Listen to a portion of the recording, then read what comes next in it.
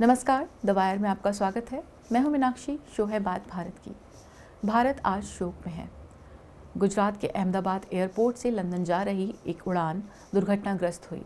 242 passenger उसमें थे और अब जो खबरें आ रही हैं उनके हिसाब से अब तक 242 में से 204 लोगों की मौत की पुष्टि हो गई है।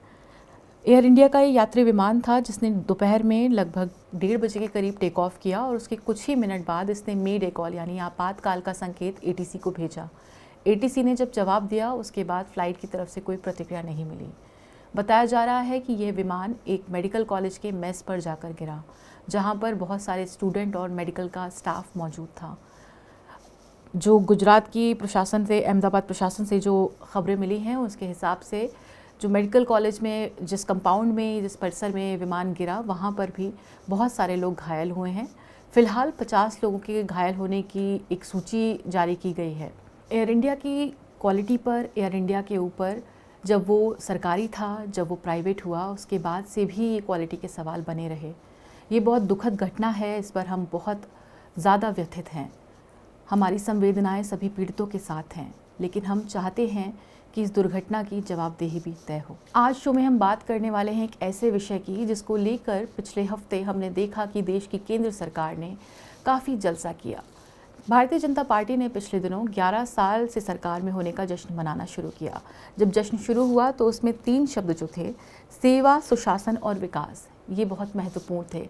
लगातार बताया जा रहा था कि कैसे 11 सालों में भारत ने कितना कुछ अचीव किया है। क्या ये सच है या फिर इस बारे में भी इसकी आलोचना हो सकती है? क्या सच्चाई है? पॉलिटिकल एनालिस्ट और पत्रकार इसे कैसे देखते हैं? आज हम इस बारे में शो में बात करेंगे। मेरे साथ बात करने के लिए स्टूडियो में मौजूद हैं द वायर के पॉलिटिकल एडिटर अजय आशीर्वाद। अजय, आपका स्वागत है। साथ ही मेरे साथ है वरिष्ठ पत्रकार उर्मिलेश। सर, आपका भी स्वागत है। सर, जब बीजेपी ने अपना जो जश्न शुरू किया 11 साल पूरे होने का, तब सेवा, सुशासन और विकास, ये 3 शब्द जो थे वो ऊपर से लेकर नीचे तक सभी नेताओं की जो बातें थी उसमें सुनाई पड़ रहे थे। जब आप बतौर वरिष्ठ पत्रकार, जिनका अनुभव हम सबसे कहीं कई दशकों ज़्यादा है, जब आप इन 11 सालों को पलटकर देखते हैं तो ये 3 शब्द क्या आपको इस सब में परिलक्षित होते हैं? क्या आप देख पाते हैं कि कहीं सेवा, सुशासन और विकास की झलक? देखिए, पहले तो मैं इस सरकार के बारे में जो आपने 3 ये जो उनके शब्द हैं, उन पर पूछा तो पहले इसी पर मैं बोल लूँ, इसके बाद फिर आऊँगा। अ, अब कोई भी सरकार हो, वो तो बता सकती है कि भई इस क्षेत्र में हमने विकास किया है। लेकिन सवाल ये है कि विकास की आपकी परिभाषा क्या है? विकास किसको आप कहते हैं? अगर आप कहते हैं कि हमने अच्छी रोड्स कुछ बना दी हैं, कुछ दिखाने के लिए कुछ हमने फ्लाईओवर्स बना दिए हैं, कुछ हमने अंडरपास बना दिए हैं, बहुत सारी ऐसी चीज़ें दिखाई दे। कुछ शहरों में आपने काम कर दिया है, लेकिन ओवरऑल पूरे देश की स्थिति क्या है? आई मीन जो बेसिक सेक्टर्स हैं, जो किसी भी समाज, किसी भी देश, किसी भी दुनिया के किसी भी हिस्से की प्रगति की निशानी है, उसमें क्या स्थिति है? आप देखिए जो ह्यूमन डेवलपमेंट इंडेक्स है हमारा, उसमें क्या प्रगति हुई है? आप जो बात करते हैं कि भई हेल्थ के बारे में, आप कहते हैं कि हमने लोगों को काफ़ी उनकी दवा-दारू के लिए आयुष्मान भारत क्या-क्या किया है। लेकिन वो ज़मीनी स्तर पर कितना है उसका उसका फ़ायदा लोगों को मिल रहा है। अभी जैसे मुझे याद आ रहा है कि भारत का जो निजी क्षेत्र है, वो उस स्वास्थ्य की पूरी सेवाएँ उसको कुछ साल पहले तक 80% उसके हवाले थी। आज की तारीख में जो मेरी मैं एक बार देख रहा था कहीं 88-89% सेवाएँ जो हैं वो प्राइवेट हाथों में हैं। बल्कि हो सकता है उससे ज़्यादा हो क्योंकि ये काफ़ी पहले का आंकड़ा है। एजुकेशन का हाल इतना बुरा है मीनाक्षी कि मैं आपको बताऊँ उत्तर प्रदेश, बिहार, राजस्थान, मध्य प्रदेश ये जितने बड़े-बड़े राज्य हैं, कई राज्यों में हिंदी क्षेत्र में और दूसरे और इलाकों में भी प्राइमरी इस एजुकेशन से लेकर के और जो माध्यमिक शिक्षा जिसे कहते हैं, जो बहुत ज़रूरी शिक्षा अपने देश की है, उसमें भयानक प्राइवेटाइज़ेशन। सरकारी स्कूलों को बंद किया गया है और बहुत सारे सरकारी स्कूलों को बंद करके कई स्कूलों का एक स्कूल बना दिया गया है। यहाँ स्कूलों को ज़्यादा खोलने की ज़रूरत है, तो पता चला कि 5 किलोमीटर के दायरे में अगर 5 स्कूल या 7 स्कूल थे तो उनको 1 कर दिया गया है कई जगह, और कई जगह प्राइवेट पूरी तरह। राजस्थान ने तो कमाल किया, राजस्थान में बहुत ही बुरा हाल है कई से स्टेट्स में। तो आप ये सोच सकते हैं, आप यूनिवर्सिटीज़ का देख लीजिए, स्टेट यूनिवर्सिटी जितनी खुलनी चाहिए थी, जितना उनकी बेहतर स्थिति होनी चाहिए थी, वो जो हैं उनकी और स्थिति खराब हुई है। पढ़ाई लिखाई के नाम पर, रिसर्च के नाम पर, उन पर खर्च के नाम पर। और प्राइवेट जो यूनिवर्सिटीज़ हैं उनको इतना बेतरह उनको हर जगह लाइसेंस दिया गया है, उनको परमिशन दी गई है, और ऐसी-ऐसी यूनिवर्सिटीज़ खुली हैं जहाँ पर आप कल्पना नहीं कर सकते कि पढ़ाई के अलावा और क्या-क्या हो रहा है। तो हर क्षेत्र में शिक्षा हो, स्वास्थ्य हो, प्रगति जो है वो कहाँ है, मैं तो नहीं समझ पाता। तो केवल अगर सड़क बनाना प्रगति है और वो भी केवल महानगरों में, तो ठीक है, आप दिखाने के लिए कर सकते हैं। आप कह सकते हैं कि यहाँ तो हम रफ़ाल उतार सकते हैं, यहाँ तो हम सुखोई उतार सकते हैं सड़क पर। लेकिन भाई, जो सड़क है वो गाँव तक किधर जा रही है, कस्बों तक किधर जा रही है, वहाँ क्या हालात हैं, इसको तो देखने की ज़रूरत है। एक तो ये बात कहूँगा, बाकी जो आप आगे पूछेंगी तो उस पर हम जवाब देंगे। अजय, यही समान सवाल जो था आपके लिए भी है, सेवा, सुशासन और विकास, मोदी सरकार के 11 सालों में क्या आप इसको देख पाते हैं? तो सेवा, ये जो इनका स्लोगन है, मुझे लगता है पिछले 11 सालों में अगर सरकार, इस मोदी सरकार का जो सबसे बड़ा जो अचीवमेंट है वो है जो प्रोपेगेंडा किस तरीके से चलाया जाता है, वो है किस तरीके से स्लोगन्स बनाए जाते हैं। मतलब आप देखिए, सेवा, सुशासन और विकास, लगातार प्रधानमंत्री इसके लीडरशिप में वो हर समय अच्छे अच्छे स्लोगन्स जो सुनने में अच्छा लगता जो है। सुनने में अच्छा लगे। और मतलब एक तरीके से जो 2014 के बाद से आप, और 2014 के पहले की सरकारों को देखें और 2014 की बाद की सरकारों को देखें, तो मोदी जी की जो सबसे बड़ी अचीवमेंट मुझे लगती है वो कि किस तरीके से पॉलिटिक्स और प्रोपेगेंडा को एक तरीके से उनके बीच में समन्वय लाकर, किस तरीके से लोगों को एक तरीके से असलियत क्या है उससे छुपाकर एक एक फैंटेसी, जिसको कहते हैं, एक सिनेमा दिखाया है उन्होंने, जहाँ पर वो फैंटेसी है, जहाँ पर सब कुछ हैप्पी एंडिंग है। और अब 11 सालों के बाद लोगों को, मुझे लगता है, अब धीरे धीरे लग रहा है कि जो शुरुआत में जो एक्साइटमेंट था, जो उत्साह था, जो एक तरीके से लोग पूरी तरीके से हिप्नोटाइज हो गए थे कि किस तरीके से इतना ज़्यादा इलेक्शंस में पैसे खर्च हो रहे हैं। पहले पहले पहले भी होते थे, लेकिन इन्होंने आकर, अभी आप देखिए 2024 का ही आंकड़ा देख लीजिए, तो सिर्फ दिखाने वाला जो खर्चा है वो बीजेपी ने 1700 करोड़ का दिया है। दूसरे नंबर पे कांग्रेस है जो कि 600 नंबर में, हाफ से भी कम। तो इस लेवल पे उन्होंने चुनावी प्रक्रिया को इस तरीके से एक मेले का स्वरूप दे दिया है। मुझे लगता है वही उन, अगर अचीवमेंट के हिसाब से देखा जाए। रही बात लोगों के विकास की, तो आज अब मुझे लगता है दो तरीके से, चाहे प्रधानमंत्री जी जो भी कह ले कि ये विकास हुआ है, अब उर्मिलेश सर ने ये बताया कि किस तरीके से इंफ्रास्ट्रक्चर में डेवलपमेंट प्रगति हुई है, जो कि कांग्रेस के टाइम पे भी हो रही थी, लेकिन जिस तरीके से जो प्राइवेटाइजेशन हुआ है पिछले 11 सालों में, तो उससे उस इंफ्रास्ट्रक्चर की इतना ज़्यादा प्राइवेटाइज हो गया, बल्कि सरकारी प्रक्रियाएं जो है, सरकारी जो काम होता था हमेशा, उसको भी अब आउटसोर्स कर दिया जाने लग गया है। मतलब दूसरी चीज एक ये भी जोड़ी जा सकती है कि क्या जो काम हो रहा है उससे किसी का भला भी हुआ है? नहीं, भला वही मैं कह रहा हूँ कि आप जैसे सरकार, आप छोटे छोटे ब्लॉक ऑफिसेस में चले जाए, जहाँ जहाँ पे नियुक्तियाँ होती थी, क्लर्क के लेवल की नियुक्तियाँ होती थी, ग्रेड 4 स्टाफ, सफाई कर्मचारी, और इनकी नियुक्तियाँ होती है। आप आज कहीं पर भी चले जाइए, वहाँ पर आप देखिए बीजेपी की जहाँ सरकारें हैं, और वो भी आउटसोर्स कॉन्ट्रैक्ट पर दे दिया जाता है, ठेका पर दे दिया जाता है, और वो लोग हैं। तो जो अब जिसको हम इनइक्वालिटी कहते हैं, इनकम इनइक्वालिटी, उस इतनी ज़्यादा कभी, हमेशा से ही जिन्होंने जो मार्केट ड्रिवन इकोनॉमिक ग्रोथ की बात उर्मिलेश सर कह रहे थे, वो इस तरीके से चरम सीमा में पहुंच गई है कि आज आज आज जो ऊपर का 1% है, उनके पास 60% से ज़्यादा इंडिया का वेल्थ है।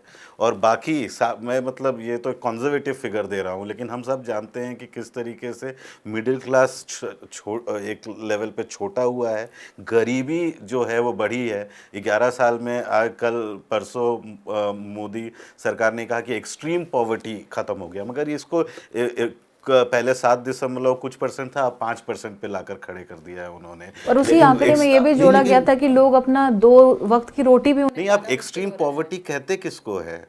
एक्सट्रीम पॉवर्टी का हम लोगों को ये उन्होंने एक फिगर छोड़ दिया बाजार में, लेकिन एक्सट्रीम पॉवर्टी वो होता है कि जो कि दिन में 30 रुपए से भी 28 रुपए से 30 रुपए के बीच में ही कमाता हो। आज की दुनिया में आप बताइए 28 और 30 रुपए में एक तो वो कम हो गया, लेकिन जो जो और लेकिन आप देखिए लोगों का इनकम कितना बढ़ा है। आज के मैं जेएनयू में जो इकोनॉमिक सेंटर है, वहाँ के इकोनॉमिस्ट ने जब कोविड के दौरान एक सर्वे किया था, तो उसमें उनका जो सैंपल आया था उसमें उसमें 100 में से कम 70 के लोग जो हैं वो दिन में 100 रुपए से कम कमा रहे हैं। तो वो एक्सट्रीम पॉवर्टी में नहीं गिने जाएंगे। एक्सट्रीम पॉवर्टी में वही गिने जाएंगे जो 25 से लेकर 30 रुपए तक के अंदर कमा रहे। तो सवाल ये भी है कि अगर वो 100 भी कमा रहे हैं तो क्या उससे उन्हें कोई लाभ होगा? नहीं, वो जो 100 भी कमा रहे हैं उनके पास भी उतना ही खा। आप देखिए कमर तोड़ महंगाई है, इस तरीके की महंगाई है। और मतलब अब आप इकोनॉमिस्ट से बात करें, चाहे मोदी जी और उनकी बीजेपी की सरकार कुछ भी बात कर ले, लेकिन आप अर्थशास्त्रियों से जब बात करेंगे तो ये सरकार, मुझे लगता है जिस तरीके से उन्होंने जो डिमोनिटाइजेशन किया, उससे अभी तक जो लोग जिनके हाथ में पैसा था और वो खर्च कर रहे थे और देश के जो इकोनॉमी को पैसा उसमें सर्कुलेट हो रहा था, तो वो सारा अभी तक सारी मार हो गई। उस समय 4 लाख से ज़्यादा फैक्ट्रियाँ बंद हो गई, हाँ उस समय। और इतने सारे लोगों की नौकरियां चली गई जो अभी तक उनको नौकरियां नहीं मिली है। तो चाहे आप कुछ भी कह ले कि हम चाइना को पछाड़ देंगे, हम मेक इन इंडिया करेंगे, इंडिया 4th लार्जेस्ट इकोनॉमी हो गया है, लेकिन अगर वो जो इकोनॉमी बढ़ा है, एक तो मैंने तो वो किन के हाथ में वो पैसा जा रहा है? वो सभी देख रहे हैं कि वो ऊपर का जो 1% है उन्हीं के हाथ में पैसा जा रहा है, जो नीचे का जो 90-95% है उनके हाथ में कोई बढ़ोतरी नहीं है। तो ये मुझे लगता है बहुत ही बुरी हालत है। और दूसरा जो मोदी जी के कार्यकाल में हुआ है, मुझे लगता है वो तो विनाशकारी है, जिसको डिजास्टर्स है। जिस तरीके से भारत को पूरे दुनिया भर में एक प्रगतिशील लोकतंत्र के रूप में माना जाता था, लेकिन जिस तरीके से डेमोक्रेटिक ब्लैक स्लाइडिंग हुई है वो कोई नई बात नहीं है। मैं उनको रिपीट नहीं करूँगा किस तरीके से विपक्ष पे हमले बढ़े हैं। लेवल प्लेइंग चुनावी प्रक्रिया पे आज कितनी आशंकाएं जताई जा रही है। प्लस उसके बाद फ्रीडम ऑफ प्रेस देख लीजिए, फ्रीडम ऑफ स्पीच देख लीजिए, कोई सब एक एनवायरनमेंट ऑफ फियर है ना, कि जहाँ पर कि हमने कुछ कहा तो हो सकता है अरेस्ट हो जाए। जिस तरीके से ईडी और सीबीआई को, मतलब विपक्ष जो भी आपके खिलाफ बोल रहा है उनके पीछे आप छोड़ रहे हैं, जिस तरीके से और तानाशाही रवैया इस सरकार ने अपनाया है, तो पूरे देश भर में मतलब ये है कि पार्शियल इलेक्टोरल ऑटोक्रेसी बाहर के जो बड़े बड़े संस्थान है वो इंडिया को वो नाम दे रहे हैं, पार्शियली फ्री डेमोक्रेसी। ये इस तरीके से इंडिया को तगमे मिल रहे हैं। ये मुझे लगता है मोदी जी का एक अचीवमेंट है जो कि भारतीय लोगों को नहीं बताया जा रहा है। सर, जब बात आती है कि सरकार लोगों को क्या बता रही है, लोगों ने उसको क्या समझा है, ऐसे में जो 11 साल की ये पूरी यात्रा रही है, इसमें 2024 के आम चुनाव को एक महत्वपूर्ण पड़ाव माना जाता है, जहां पर जो भारतीय जनता पार्टी को बहुमत जो पिछले 2 चुनावों में मिला था उसमें कमी आई है और अब जो सरकार बनी है उसमें सहयोगियों का उसको साथ मिला है। क्या आपको लगता है कि 2024 के बाद से भाजपा की राजनीति में कोई बदलाव आएगा? उसे ये पता चलेगा कि लोग अब उसे वैसे नहीं देख रहे जैसे वो पहले देखा करते थे? देखिए, बहुत सारे लोग जो 2024 का चुनाव का जब नतीजा आया तो उन्होंने माना कि अब ये सरकार 2 बैसाखियों पर चलेगी। एक नीतीश कुमार की बैसाखी होगी और दूसरी चंद्रबाबू नायडू की। लेकिन उस वक्त भी मैं मान रहा था और मेरा असेसमेंट था कि ऐसा बिल्कुल नहीं होगा। ये कोई बैसाखी नहीं होगी और दोनों लोग मोदी जी जो भारतीय जनता पार्टी जो चलाते हैं जिस तरह की, क्योंकि मोदी जी और शाह जी की जो भारतीय जनता पार्टी है पहले की भारतीय जनता पार्टी से भी थोड़ी अलग है। हालांकि ये अलग बात है कि उस वक्त भी अगर बहुमत बड़े पैमाने पर होता तो शायद वो भी उस तरह की बीजेपी ना होती जैसी थी उस समय की। लेकिन बहरहाल इनके पास बहुत सारी और चीजें थी जो पहले के नेतृत्व के पास नहीं थी। तो जो ये दोनों लोग चंद्रबाबू नायडू और नीतीश कुमार जी, ये बिल्कुल भाजपा मय हो गए और इनको भाजपा मय किया इस सरकार ने, सरकार को चलाने वालों ने, तो आज ये कोई नहीं कह सकता है कि भाजपा के पास प्रचंड बहुमत नहीं है। जैसे होता था ना कि 2024 में चुनाव में उनको बहुमत नहीं मिला, लोग बहुत खुश हुए। लेकिन आप सरकार चलाने की शैली में क्या आपको कोई फर्क नजर आया 6 महीने बाद? 6 महीने तक थोड़ा वो था कि भाई कुछ तो हो सकता है, लेकिन आज की तारीख में समूची जो नीतीश कुमार जी की जेडीयू है, माइनस नीतीश कुमार, जो अब उनके बारे में हम कुछ ना कहें तो अच्छा है, लेकिन उनकी पार्टी के सारे लोग बीजेपी के साथ हैं। उनके पास कोई पुराने दौर का समाजवाद, लोहियावाद, लोकदलवाद, चरण सिंहवाद, कर्पूरीवाद कुछ भी नहीं है, वो बीजेपी वाद है। तो पूरी की पूरी जेडीयू को एडॉप्ट कर लिया है बीजेपी ने, अपने साथ शामिल कर लिया है। वो अगर कहेंगे कि तुम हम ये प्रार्थना कर रहे हैं, नमस्ते सदा वत्सले मातृ, तो तुम भी करो, तो वो भी करेंगे। तो आज की स्थिति ये है। मैं यानी एक इन पार्टी दोनों के दलों की बारे में अपनी कोई पहचान बाकी नहीं नहीं बची। नहीं, चंद्रबाबू नायडू का थोड़ा सा फर्क मैं बता रहा हूँ। चंद्रबाबू नायडू का फर्क ये है कि वो जेडीयू की तरह बिल्कुल एडॉप्टेड नहीं है, लेकिन उनकी स्थिति यह है कि भैया हमें पैसा दो, हम पूरे देश को दिखाना चाहते हैं कि हम आंध्र प्रदेश को भी, जैसे पहले यूनाइटेड आंध्रा जब था तो हम सीईओ कहलाते थे, तो अब हम इस आंध्र के नए निर्माता हैं और आंध्र प्रदेश को हम ऐसा बनाएंगे जो कोई सोच नहीं सकता। और अमरावती का उन्होंने प्रोजेक्ट लाया, खूब पैसे लिए, तो वो अपना काम कर रहे हैं, अपने तय काम कर रहे हैं। और आगे क्या होगा ये कहना बहुत मुश्किल है, क्योंकि पवन कल्याण और उनके बीच में बीजेपी खड़ी है। अब आगे मौका देखेगी बीजेपी कि हम आंध्र को कैसे कब्जा करें, और ऐसा बहुत जगहों पर हुआ है। छोटा राज्य गोवा था, उसकी तो चर्चा मैं नहीं कर सकता कि गोवा में कैसे वो महाराष्ट्रवादी गोमांतक पार्टी के जरिए गई थी चुनाव लड़ने, और कैसे उसके कंधे पर चढ़ी और बाद में उसका कंधा ही तोड़ दिया, और फिर वो आ गई पार्टी के रूप में फुल फ्लेजेड। तो ये एक स्थिति। दूसरी बात जो अगर मैं संक्षेप में कहूँ, जो अभी अजय कह रहे थे कि देखिए जो आर्थिक स्थिति देश की है, उसके बारे में जो सरकारी अर्थशास्त्री हैं वो तो कहेंगे हमने तो जापान को पीछे छोड़ दिया है, बहुत जल्दी जर्मनी को छोड़ने वाले हैं, कुछ भी कह लें। लेकिन मैं जब ये कह रहे थे कि जेएनयू के प्रोफेसर्स ने ये कहा, तो जो जो बीजेपी समर्थक हैं बोले कि भाई जेएनयू वाले तो ठीक नहीं है, हालांकि जेएनयू तो अब बदल गया है, क्यों नहीं ठीक है? तो सब तो बेहतर होगा कि हम दुनिया भर में जो अर्थशास्त्री हैं वो क्या कह रहे हैं उनसे सुने। अभी मुझे याद आ रहा है कि, और काफी पुराना आंकड़ा है ये भी, 1922 से भी ज्यादा गैर बराबरी भारत में आई है इस वक्त, ये थॉमस पिकेटी और उनकी टीम का आंकड़ा। और थॉमस पिकेटी और उनकी जो टीम है, जो बहुत सारे रिसर्चर हैं उनके साथ, ये लोग जो काम करते हैं पूरी दुनिया में रिकॉग्नाइज किए जाते हैं, बहुत ही शानदार और एक ऑब्जेक्टिव और फैक्चुअल काम करने वाले लोग। उन्होंने बताया कि 1922 में जो गैर बराबरी, मुझे समझ में नहीं आया कि क्या मामला है, फिर मैं पढ़ता गया, तब समझ में आया कि भाई हम खाने पीने में थोड़ा दिख रहे हैं कि हम ये भी खा रहे हैं, वो भी खा रहे हैं, हम स्कूटर पे, साइकिल पे नहीं चल रहे हैं, इस पे चल रहे हैं। लेकिन ये नहीं है कि आपकी गैर बराबरी खत्म हुई है, क्योंकि कुछ लोग इतने धनी हुए हैं, इतने समृद्ध हुए हैं, इतना पैसा उनके पास आया है, और कुछ लोग बेहद गरीब हो गए हैं। ठीक है जी। तो अब आप कह सकते हैं कि यार लेकिन भूखों तो मर कम रहे हैं लोग। तो मोदी जी ने ये जो किया काम, जो यूपीए ने भी किया था, आपको याद होगा, लेकिन पैसे लगते थे, कुछ पैसे, 5 रुपए 3 रुपए किलो का वो था अनाज देना, तो उन्होंने शुरू किया, फूड सिक्योरिटी बिल जो आया था। लेकिन इन्होंने क्या किया, फ्री कर दिया।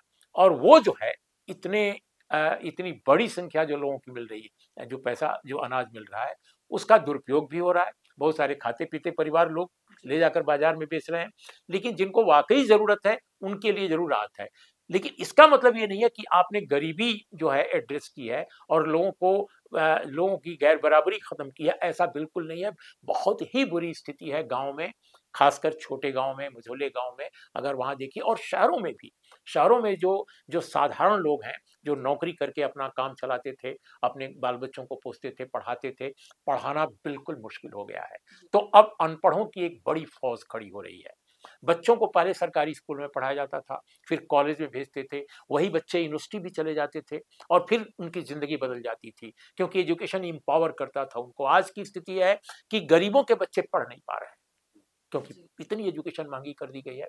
और अगर आप मुझे ये इसी बार मौका दें अभी, तो मैं एक और दो लाइन आप कहना चाहूंगा, जो ये कह रहे थे कि देखिए 11 साल के शासन में जो एक बड़ा फर्क दर्ज हुआ है, वो ये है कि मौजूदा सरकार भारत की आई मीन 2014 के बाद से ही ये पहली सरकार है जो खुलेआम संविधान से की उलट दिशा में चलने वाली सरकार है। जितनी पहले सरकारें थी, चाहे वो कांग्रेस की रही हों, यूनाइटेड फ्रंट की रही हों, राष्ट्रीय मोर्चा की रही हों, या इंक्लूडिंग एनडीए की भी रही हो, तो उसमें भी एक चूंकि उनके पास बहुमत नहीं था, वो कोशिश करते थे कि हम अपने ढंग से चलाएं सरकार, लेकिन तब उनके पास वाकई बहुमत नहीं था। अभी जो है बहुमत नहीं भले है इनके पास, लेकिन ये बहुमत प्राप्त कर चुके हैं पॉलिटिकली, आइडियोलॉजिकली। ये आइडियोलॉजिकली ये दोनों बैसाखियों को इन्होंने अपने कब्जे में कर रखा है, लेकिन वो स्थिति उस समय नहीं थी, वाजपेयी के समय, याद रखिए। तो वो तब भी संविधान की एक मर्यादा या एक सम्मान करने के लिए मजबूर थे। आज की तारीख में ये सरकार बिल्कुल आरएसएस के एजेंडे से चल रही है। इसका एजेंडा सिर्फ मनुवाद और हिंदुवाद है, इसका और कोई एजेंडा नहीं है। संविधान से इनको कोई मतलब नहीं है। आप देख लीजिए, जो एक फर्क नजर आता है कि भारत को ये पीछे ले जाने की बात सोचते हैं कि कैसे हम भारत को उस दौर में ले जाएं, मध्यकाल से भी पीछे, और कोई नई बात ना हो, जैसे यूनिवर्सिटीज का ही नाम रखना, शहरों का नाम रखना, कस्बों का नाम रखना, सड़कों का नाम बदलना। इसके अलावा अब जैसे छोटी सी बात, कुलपति है तो आप कोई और नाम देते, आप कुलगुरु बता देंगे, कुछ इस तरह की चीजें। तो ये पूरा का पूरा एक मिजाज जो है वो भारत को पीछे ले जाने का है, और संविधान से एक उलट दिशा में पूरे समाज और पूरी राजनीति को, पूरे स्टेट को हाँकना है। ये एक बड़ा फर्क आया है। संविधान का की पूरी अवहेलना, पूरा निषेध, निगेशन। तो मीनाक्षी, क्यों इससे पहले मतलब संविधान की से पहले जब गैर बराबरी की बात कर रहे थे इंग्लिश सर, तो मैं उसमें एक छोटा सा आंकड़ा, दो आंकड़े एक्चुअली, मतलब अभी आपने मारुति के सीईओ, ऑटोमोबाइल सेक्टर जो है वो आज अपने सबसे खराब फेज में से गुजर रही है। उन पे कोई भी एक दौर था आज से 10-15 साल पहले जब ऑटोमोबाइल सेल्स एकदम चरम पर थी, और वो धीरे धीरे कम हो रहा है। मारुति के सीईओ ने आकर ऑन रिकॉर्ड कहा है, जब उनसे एक पत्रकार ने ये पूछा कि लोग कारें क्यों नहीं खरीद रहे हैं, तो उनका ये कहना था कि कारें इसलिए नहीं खरीद रहे हैं क्योंकि कि आज के डेट में भारत में ऐसे बहुत कम लोग बच गए हैं जो बेसिक एंट्री लेवल का जो कार है ना वो भी अफोर्ड कर पाए। जो 8-10 लाख की जो कारें बेसिक, वो भी अब उनके पास उतने पैसे ही नहीं है। जो एक इंडस्ट्री का आदमी कह रहा है, ये कोई मतलब कोई नेता नहीं कह रहे हैं या ये नहीं कह रहे हैं। और अभी, और ये लास्ट 2 साल के पिछले के आंकड़े देखें तो एक नया ट्रेंड शुरू हुआ है। जैसे पहले क्या गांव से शहरों में लोग काम ढूंढने आ रहे थे, तो अब ये जो 2 साल में एक ये सरकारी और गैर सरकारी डेटा सारी चीज़ें ये दिखा रही है कि अब शहरों से लोग वापस गांव में जा रहे हैं। रिवर्स माइग्रेशन हो रहा है, क्योंकि जो शहरों की जो नौकरियां हैं वो खत्म हो रही हैं, तो लोग सोच रहे हैं, और गाँव में भी तो पहले से ही नौकरियां नहीं थी, तो वापस इसलिए जा रहे हैं कि वहाँ कम से कम वही जो कोविड के बाद देखा कि भाई हमारे यहाँ नौकरी चली गई, हम पैदल ही 1000 किलोमीटर अब चल लेते हैं गाँव में, ताकि वहाँ पर कम से कम हमें आ रहा इतना खर्चा तो नहीं होगा। यहाँ पर तो इनकम नहीं है, छोटी सी भले झोपड़ी होगी जिसमें हम बगैर किराया दिए रह सकते हैं जी। तो उसी तरीके से लोगों को गाँव में सुरक्षित महसूस होता है कि वो कम पैसों में भी वहाँ चल सकते हैं, या नहीं पैसे नहीं भी है तो कोई मदद करने वाला होगा। शहरों में वो इनसिक्योरिटी है कि अगर आपको घर का भाड़ा देना है, सारी चीज़ें, महंगाई इतनी ज़्यादा है कि वो अफोर्ड नहीं कर पा रहे। आप एक जगह से दूसरी जगह पे जाते हैं, उसके लिए आपको कम से कम 100 रुपए खर्च करने पड़ते हैं। ये जो बड़ी चीज़ें हैं, ये ट्रांसपोर्टेशन बहुत महंगा, इतना ज्यादा महंगा है। उसकी कल्पना आप ट्रेन देखिए ना, ट्रेनें कितनी महंगी है, जबकि ट्रेन में भारत चलता था। भारत का मतलब आम आदमी भारत का। हवाई जहाज में तो खास लोग चलते थे, मोदी जी ने। और अब जो स्पेशल ट्रेन चलाई जा रही हैं, उसका किराया भी एक ही वर्ग अफोर्ड कर सकता है, आम लोग नहीं उससे चल रहे हैं। कितने लोगों के पैसे बढ़ रहे हैं। एफडीआई का इतना हवाला दिया जाता है, एफडीआई जितने भी फॉरेन अभी सबसे कम है। सारी जितने भी एफआईआईज जो होते हैं, foreign institutional investment, stock market में फॉरेन डायरेक्ट इन्वेस्टमेंट, वो अभी सबसे कम है। हाँ, पिछले 25 सालों का आंकड़ा देखें तो अभी लोएस्ट है। इसके साथ एक बात जो उर्मिलेश सर ने की, वो है आरएसएस का जो प्रभाव है। आपने एक आलेख में अभी रिसेंटली आपने लिखा था जिसमें आप कह रहे हैं हिंदुत्व की पहचान जो है भाजपा की वो थोड़ी सी ऐसा लग रहा है कहीं ना कहीं थोड़ी डिमिनिश हो रही है। जी। जब हम इसे समझते हैं इस परिप्रेक्ष्य में कि आरएसएस का प्रभाव बढ़ रहा है लेकिन हिंदुत्व की राजनीति जो भाजपा कर रही थी वो पहचान थोड़ी धुंधली पड़ रही है, इसका क्या आशय है? नहीं, पिछले 11 साल का अगर हम आंकलन करें तो उसमें कोई दो राय नहीं है कि अगर किसी पिछले 11 साल में किसी का भला हुआ है, किसी की प्रगति हुई है तो वो संघ परिवार का हुआ है। वह हर जगह फैले हैं। ऐसे ऐसे स्टेट्स जैसे केरला, तमिलनाडु में जहाँ पर उनकी कोई भी पैंठ नहीं थी वहाँ पर उन्होंने शाखाएं बनाई हैं।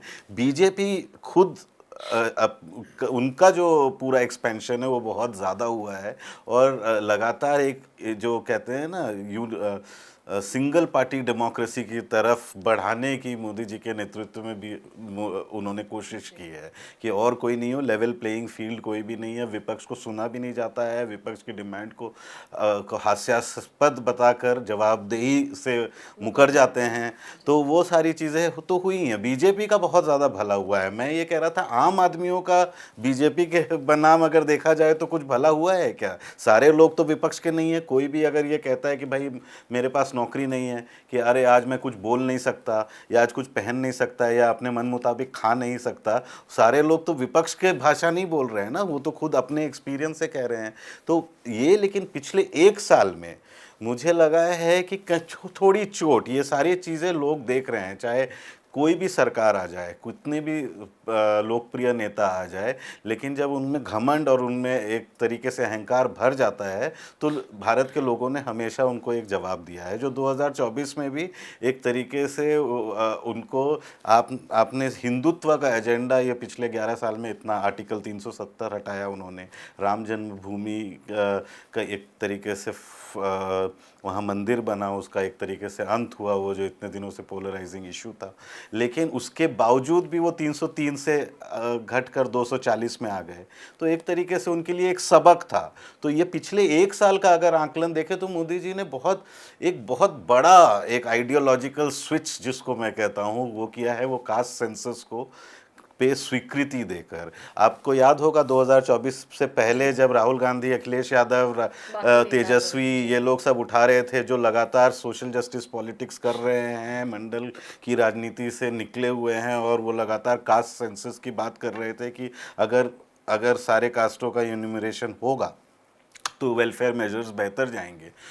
उसमें वो उन्होंने मोदी जी ने क्या कहा, ये जो सोच है, ये जो कास्ट पॉलिटिक्स की सोच है वो अर्बन नक्सल थॉट है। उन्होंने ये कहा था, एक जगह में उन्होंने कहा आके विक्ट्री स्पीच में कि मेरे लिए सिर्फ 4 जातियां हैं। हाँ, कि एक औरतें, गरीब और फार्मर्स मतलब किसान और एक इस तरीके से कुछ कहा था।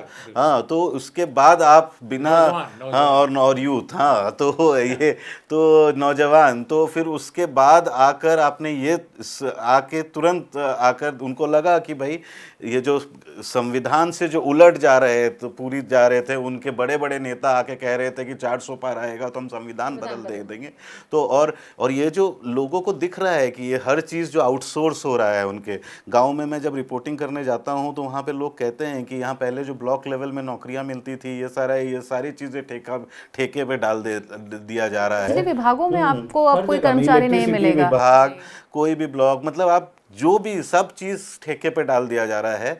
तो ये पूरी तरीके से जो एक मार्केट बाजारवाद का जो पूरा एक सिलसिला इन्होंने हर ऊपर के लेवल पे ही नहीं, नीचे के लेवल पे भी पूरा फैला दिया है।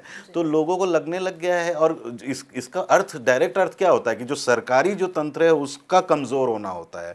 जैसे कि यहाँ नौकरियाँ ख़त्म हो गई, यहाँ पे जो छोटे छोटे लेवल पे जो नौकरियाँ थी, तो वो जो होने लग गया, लोगों को लग रहा है कि ये तो हमारी नौकरियाँ, रिजर्वेशन का कोई मतलब ही नहीं है अगर नौकरियाँ ही नहीं है। तो इसमें बड़ी ही तादाद में, और यही जो मनुवाद की एक तरीके से लोगों ने समझा कि ये संविधान के खिलाफ जा रहे हैं, एक तरीके से मनुवादी भाषा में बात कर रहे हैं, और उन्होंने 240 पे लाकर यूपी जैसे स्टेट में जहां पर एकदम योगी आदित्यनाथ जैसे फायर ब्रांड हिंदुत्व नेता है वहां वो हारे। तो उसमें इसीलिए इनको ज़बरदस्ती अपोजिशन ने एक तरीके से मजबूर किया कि हाँ हम कास्ट सेंसस करेंगे। उससे पहले इन्होंने लैटरल एंट्री का जो एडवर्टाइजमेंट्स दिया था तो यूपीएससी को कहा कि उसको विड्रॉ करो, हाँ, क्योंकि बहुत सारे लोगों ने ये कहा कि ये जो लैटरल एंट्री भी एक तरीके से जो रिजर्वेशन सिस्टम को एक उसके मतलब उसमें क्या आप साइड से प्राइवेट सेक्टर से के लोगों को ले आ रहे हैं, तो यहाँ पर जो बैठे हुए हैं प्रमोशन में रिजर्वेशन को आपने बाईपास कर दिया, तो वो फिर उनको हटाना पड़ा।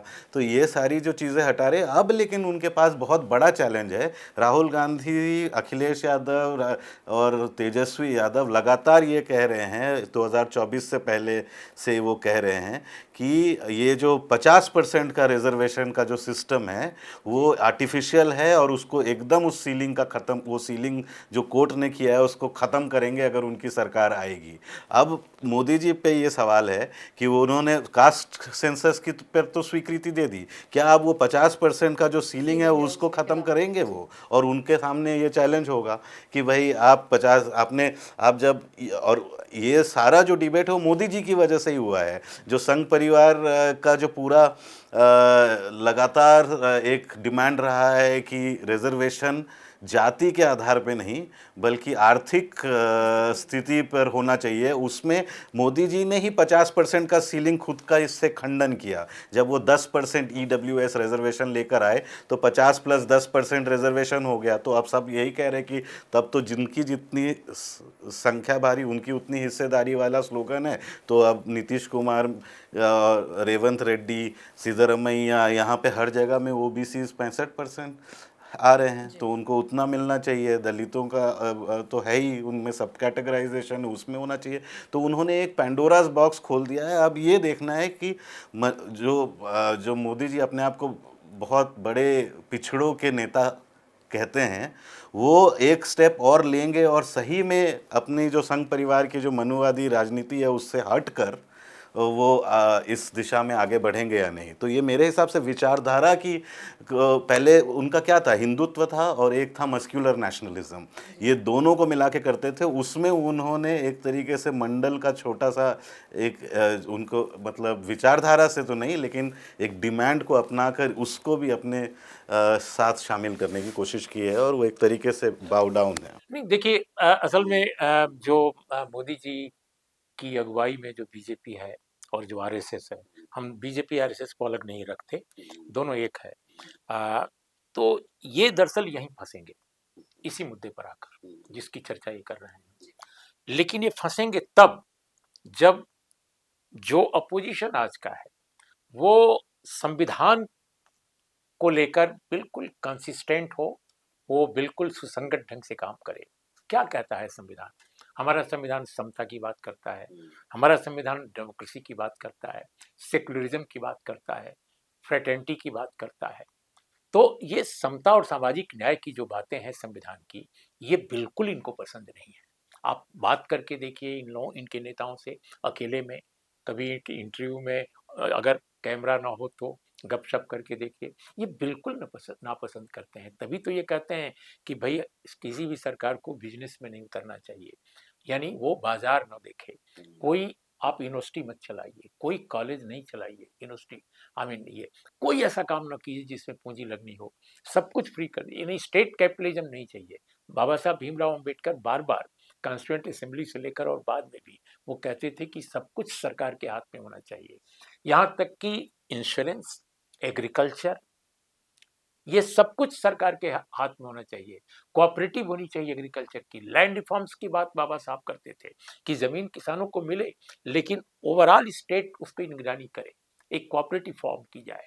इसके अलावा वो ये कहते थे कि जितनी एजुकेशन है, हमारा एजुकेशन सिस्टम, हेल्थ, इस सब का पब्लिक सेक्टर में हो, मेजॉरिटी सबसे, जिससे कि वो सबके लिए अफोर्डेबल हो। और मतलब आप बाबा साहब के नाम पे ये फूलमाला चढ़ाते हैं उनकी जयंती के दिन, उनके परिनिर्वाण दिवस के दिन, लेकिन उन्होंने जो कुछ कहा उसको सिरे से खारिज करते हैं। अब जैसे कहते हैं कि कहाँ है भारत के संविधान में सेकुलरिज्म, ये तो इंदिरा गांधी ने दिया। यही मेरा जो आखिरी सवाल है आज का, वो यही है कि जब हम 11 सालों को देखते हैं और जो हमने सांप्रदायिकता देखी है 11 सालों में, अगर मैं पहली घटना जो 2015 की लिंचिंग है वहाँ से अगर शुरू करूँ और आज जो हालात हैं उसमें एक जो सबसे बड़ा परिवर्तन मैं महसूस करती हूँ, जबकि मेरा अनुभव बहुत कम है आप दोनों के मुकाबले, वो है सांप्रदायिकता। एक तरह से जो मुझे महसूस हुआ वो नॉर्मलाइज हो गई।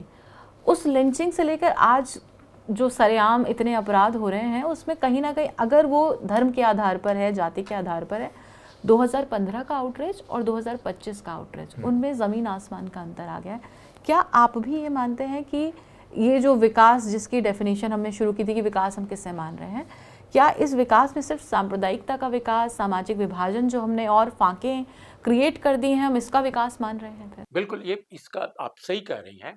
नफ़रत बहुत बड़ी, देखिए हमारे समाज में नफ़रत पहले से है, घृणा पहले से है, क्योंकि जिस तरह का विभाजन है अपने समाज में, वो वो लाज़मी है। लेकिन हम संविधान इसीलिए एक तरह से हमारा आई मीन गाइडिंग प्रिंसिपल है और एक ऐसा डॉक्यूमेंट है जो हमारे हमारे पूरे समाज को, हमारी पूरी राजनीति को निर्देशित करता है। तो बाबा साहब हों, चाहे कॉन्स्टिट्यूंट असेंबली के जितने मेंबरान हों, नेहरू हों या पटेल हों, सभी सबका ये था कि हमको भारत को आगे ले जाना है। लेकिन ये कहते हैं कि नहीं, हमको भारत को पीछे ले जाना है। यानी संविधान जो खड़ा है 1950 से, वो उसके पीछे के समाज में भारत को ले जाना चाहते हैं। सारे लोग जो थे, कम्युनिस्ट थे, कांग्रेसी थे या सोशलिस्ट थे, सब अलग-अलग दिशा में सोचते थे, लेकिन सब यूनाइट थे कि भारत को हमें आगे ले जाना है। तो मैं जो आपको ये बात कह रहा था कि क्यों यहाँ फँसेंगे मोदी जी, बशर्ते कि अपोज़िशन इस बात को समझे। अपोज़िशन अगर कम गलत दिशा में न जाए, तो ये जातिवार जनगणना पर क्यों फँसेंगे? क्योंकि यहाँ पर वो सारा फ़साड जो है एक्सपोज़ हो जाएगा कि ये चाहते क्या हैं। दरअसल ये सोशल जस्टिस के लिए ये नहीं करा रहे हैं। ये योजनाओं के निर्धारण के लिए नहीं करा रहे हैं। हमारी यहाँ जनगणना क्यों होती है किसी भी डेमोक्रेटिक कंट्री में कि भाई एग्जैक्ट डेटा मिले, उसके अनुसार जहाँ पर असमानता है, जहाँ पर गैर बराबरी है, जहाँ पर कोई किसी चीज की जरूरत है, किसी नई हाँ, योजना ज़्यादा की, ध्यान देने की हाँ, ज़रूरत है। किसी नई योजना की जरूरत है जिसको उसको हम आगे लाएं। तो देश के प्रति कमिटमेंट होना चाहिए ना, किसी एक व्यक्ति, एक क्लास के प्रति नहीं होना चाहिए, एक कास्ट के प्रति नहीं होना चाहिए, मुल्क के प्रति होना चाहिए। लेकिन आप इस बात को नहीं मानते। आप मानते हैं कि नहीं, कुछ ही लोगों का विकास होना चाहिए, शेष लोगों को सेवा करनी चाहिए, क्योंकि आप वर्णाश्रम के समर्थक हैं। आप तो मानते ही हैं कि वर्णाश्रम धर्म को अभी भी मानते हैं, ये खुलेआम कहते हैं। आप आरएसएस की शाखाओं में जाइए, जिस तरह से बातें करते हैं। तो ये इनका जो मानना है कि ये जो जनगणना करा रहे हैं, ये डिलिमिटेशन और महिला आरक्षण दो के लिए करा रहे हैं। साफ शब्दों में अगर कहा जाए, महिला आरक्षण मतलब नौकरी नहीं, पार्लियामेंट में और विधानसभाओं में सीट देने के लिए, जिसके पीछे इनकी अपनी चालबाजी है, अपना दर्शन है, उस पर हम बात अभी नहीं करेंगे। लेकिन डिलिमिटेशन पर चूंकि इनके पांव फंस रहे हैं, तो अधिक से अधिक इस्तेमाल उसका करना चाहते हैं।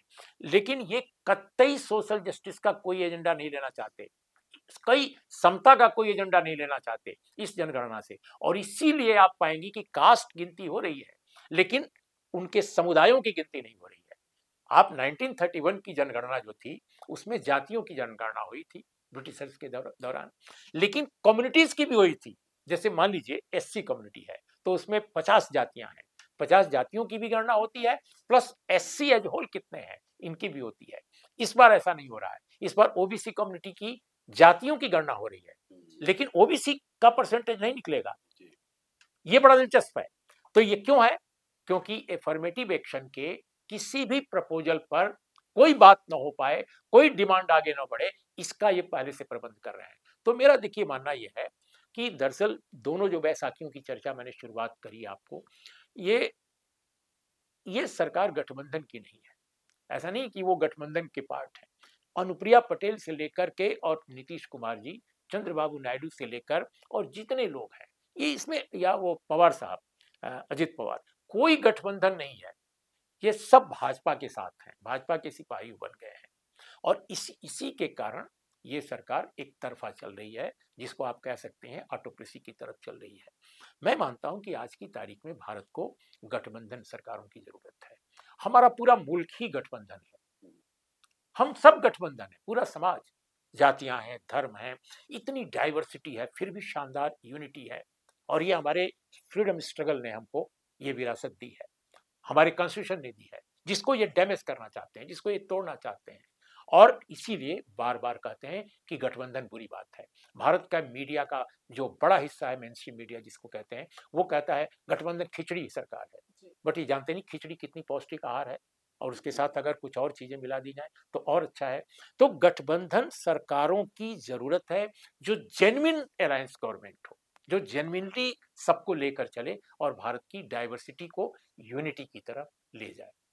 हम उम्मीद करते हैं कि ये लोकतंत्र और संविधान में जो हमारा विश्वास है, यह बना रहे और सरकार भी अपने जो कदमों के बारे में सोचे और इस पर अमल करे कि हमें संविधान के सहारे आगे बढ़ना है, ना कि उसकी उल्टी दिशा में। आप दोनों हमारे शो में शामिल हो, आपका बहुत बहुत धन्यवाद। नमस्कार।